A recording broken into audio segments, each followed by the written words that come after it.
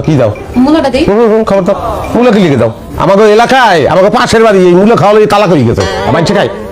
খাইলে পরিবেশ দূষণ হয় শব্দ দূষণ হয় মানুষে খায় গরুতে খায় আচ্ছা মূলা খাওয়া লাগবো না তো কচু শাক না না না কোনো কচু শাক চলবে না কচু শাক খাবো কি লিখি আবার কি সমস্যা কি আমি কি তৃণমূলজি আচ্ছা কচু শাকও খাওয়া লাগবো না যে পালং শাক আনছে কোনো চেঞ্জ নেই কি কবিরাজ বাড়ি এটা বুঝলাম না হ্যাঁ সব শাক সবজি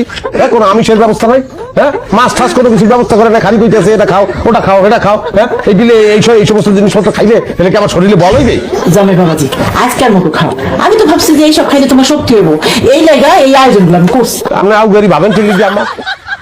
জিগেই ভাববেন না তা ভাববেন কারা ফালাইছে নেই আপনি আর আব্বাই খান আপনাকে শক্তি হোক এখন খুন ফিরে খালি শুনতেছি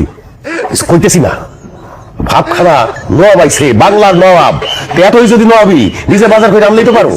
নবাবে কোনোদিন বাজারে গেছে সিরাজদুল্লাহ বাজারে গেছে না টিপু সুলতান মাছ বাজারে গেছে কোন আমলে ইতিহাস না জানিয়ে কথা বললে এইরকমই হয়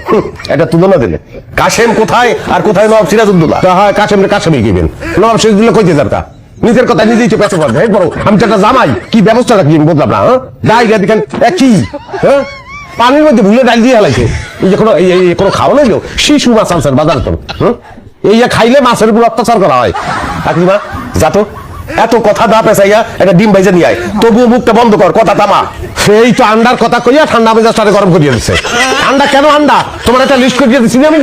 সেই লিস্টটা বারে যাও না তার মধ্যে কবুতরের মাংসের কথা লেখা ছিল আমার মনে আছে কারণ আন্ডা যে বুঝতে হয় আমারে আমি বলে আন্ডা খাবো